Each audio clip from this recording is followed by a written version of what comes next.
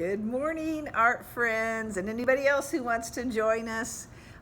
We are starting day 2 of our 15-minute art time at 9 o'clock every morning between Monday and Friday. And we're going to start as far as with Zentangling. Zentangling is kind of an art form that's, they say, you can make anything one line at a time. We're going to start some patterns. Yesterday we did 6 patterns. Today we're going to do 6 patterns. And tomorrow we're going to do 6 patterns. Then on Monday I'm going to show you a way to do a very simple design in which we can put those patterns within it to create a composition. Now, if you weren't here yesterday, some of the things I told you were you can get micron pens, but you don't have to have that. Later on we're going to add color, and you could use gel pens, but again, you don't have to use those. If you have watercolor at home or colored pencils at home, any of that will work. We're going to create a composition, not an owl, but similar to this. As far as you can see that this is entangled, but we divided this design up into smaller spaces, and eventually we'll be putting our Zentangles in there. All right, so what I'm going to do right now is I'm going to put the camera onto our lovely holder. We have names coming in. We had Jules and different other ones that we're going to name this contraption to put the camera on. So there'll be a little bit of movement while you guys go get your paper and pencil.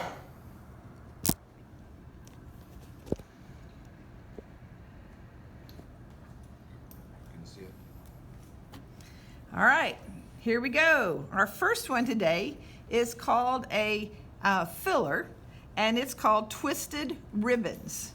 And so you can do this in any different area that you want. I'm going to start by making just a square. You can do this just on a piece of typing paper. So you can divide your typing paper into 6 spots, because we're going to do 6 different Zentangles today. I'm going to do each one on a piece of paper just so I can do it bigger. You can make these ribbons really close together, or they can be far apart. For today, we're just going to do 4. And I want you to do a line that just moves back and forth, kind of like a wave. Move over a little bit and make you another wave. It doesn't have to be the same kind of wave. It can just be any kind of wiggly line. One of the things they say about Zentangling is you can't make a lot of mistakes. It's just opportunities for changing your design. All right, so we got 4 wiggly lines. Now we're going to try to go opposite those wiggly lines. So we're going to start here and we're going to wiggle this other direction. Back and forth. Now you can see where you could put these ribbons closer together, but for us we're just going to do 4 today so you guys can kind of see the idea and see how it doesn't have to be the same. Kind of looks like ribbons being thrown at a party. All right, then afterwards, then you're going to take every other one and solid it in. This is where if you have a radio or some playlist, you could put on your favorite music and be listening to your music as you just doodle Zentangles. And so if you do that with each line, then it kind of tends to look like twisted ribbons.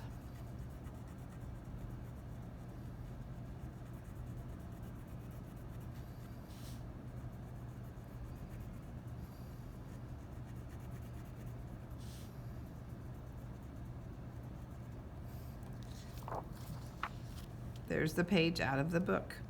If any of you are interested in getting a book, this one's out of called Joy of Zentangle. There's all kinds of other books too that you could get.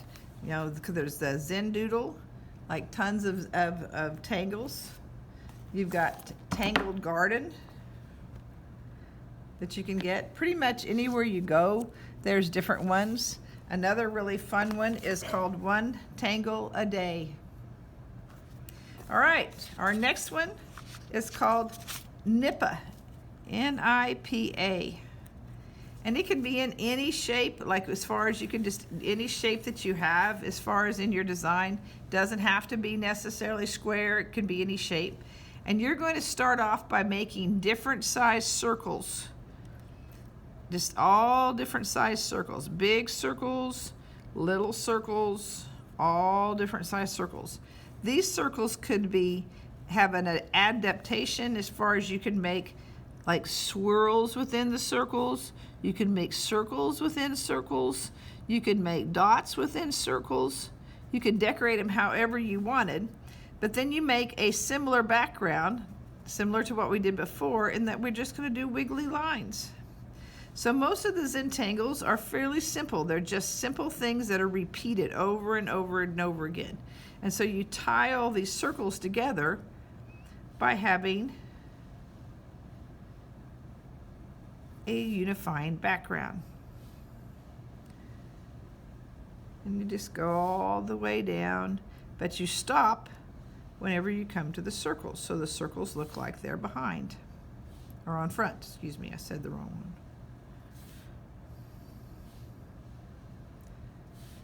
And you do that all the way across. And it'll end up looking something like this. Nipa. All right, our third one is called Itsy Bitsy. And again, it can be in any shape. It can be a square, whatever shape you have as far as on your composition you're trying to fill. So the idea behind this one is you just start anywhere you want to, and you're going to make curved lines along the border, all the way around the border like this.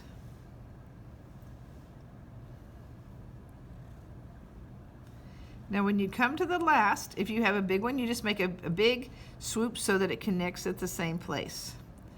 Now the next time you start right in the middle of one of your swoops, and you continue going somewhere toward the middle.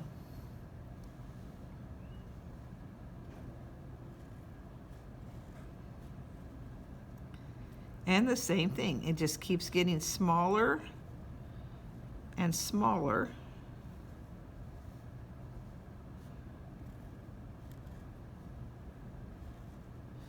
And you just keep going. And it's called Itsy Bitsy because it keeps getting smaller.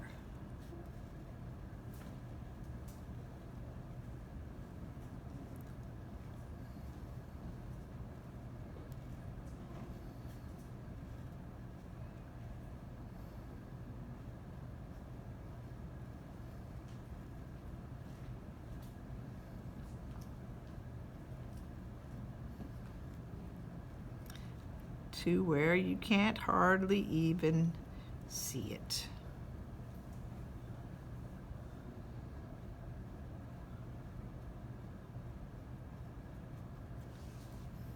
Kind of looks like you're going down a hole. All right, that one is called Itsy Bitsy. Now, if you get online, there are thousands and thousands of patterns that are called Zentangling patterns. Most of them, at one time or another, have been inspired by nature or something that somebody saw. This next one is called Lettuce Farm.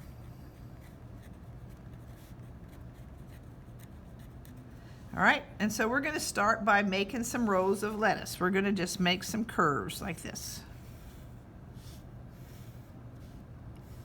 And you can make your curves any way you want. All right, then you're going to make just some loops. You're going to take and go like this, loops.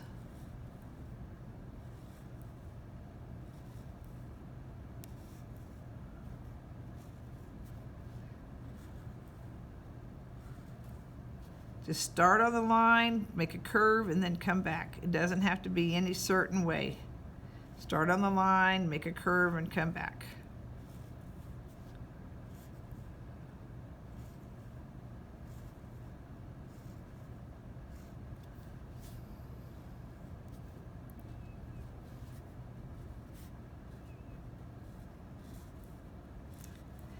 When you're doing on your compositions, sometimes your pattern will go outside your border, just kind of complete the design to make it look like what you might see as far as if that border wasn't there. The next thing is that in between these, you're going to make a loop that'll look like it's behind it. So you just start up here and kind of create a behind the scene loop.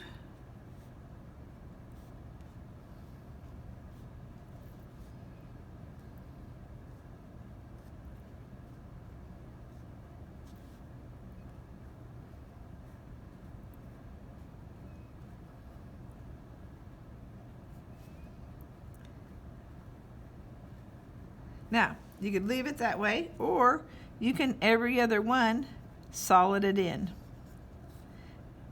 One of the things about Zentangling Patterns is that the book is given to you as a way of a starter, but there's no wrong. You can make all kinds of things. If you decide, I get started with this and I don't really like it, all right, because that's pretty much the way the book says it.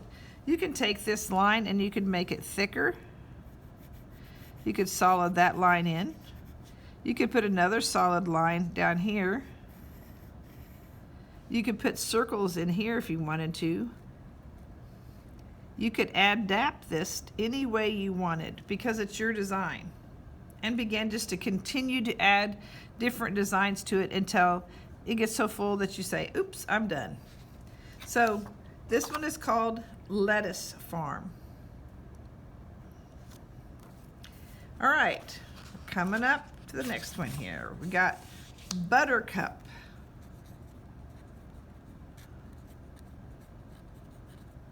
All right, so we've got 1, 2, 3, 4. Okay, this is our, okay, Buttercup.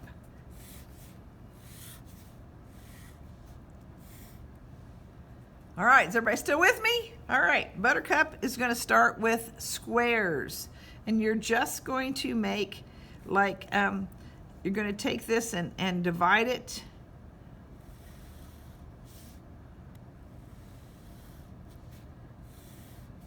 into squares. All right, now within each square you're going to put a circle.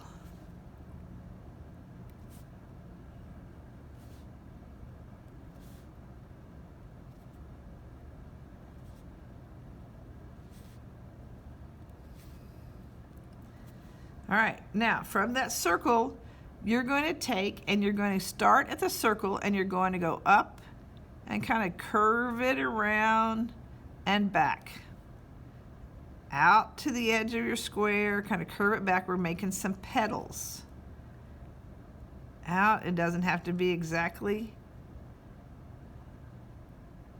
And once you have your flower made, then you're going to take and put a few lines out to kind of make it look like that flower is three-dimensional.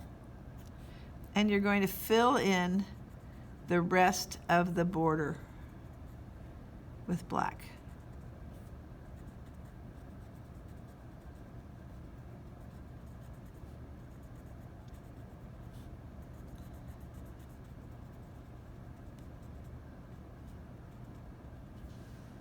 Okay, we're going to do one more.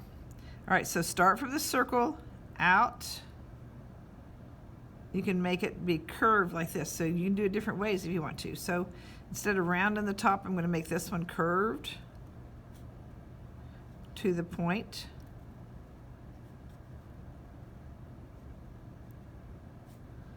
Make some lines to kind of look like it's a flower petal, and then fill it in.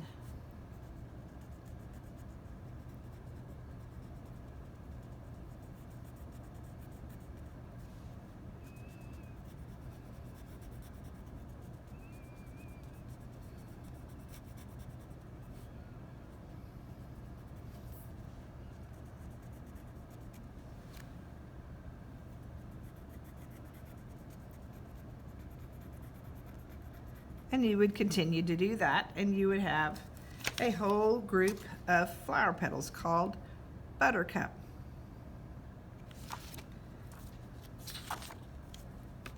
All right. This next one is kind of like sometimes what we've been getting on the TV. We don't really know what all's going on. It's kind of a time of uncertainty. So we have mixed signals. And so you've got a space that you start off with.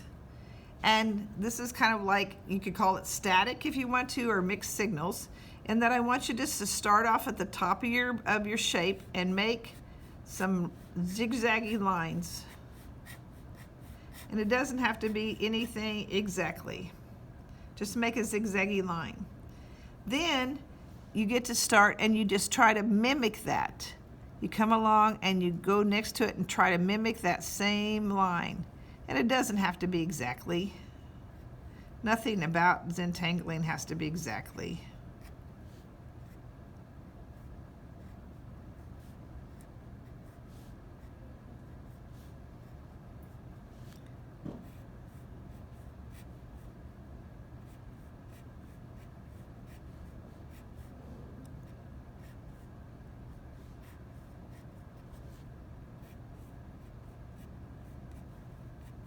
And you go on across and do all of that, and then every other line you fill in.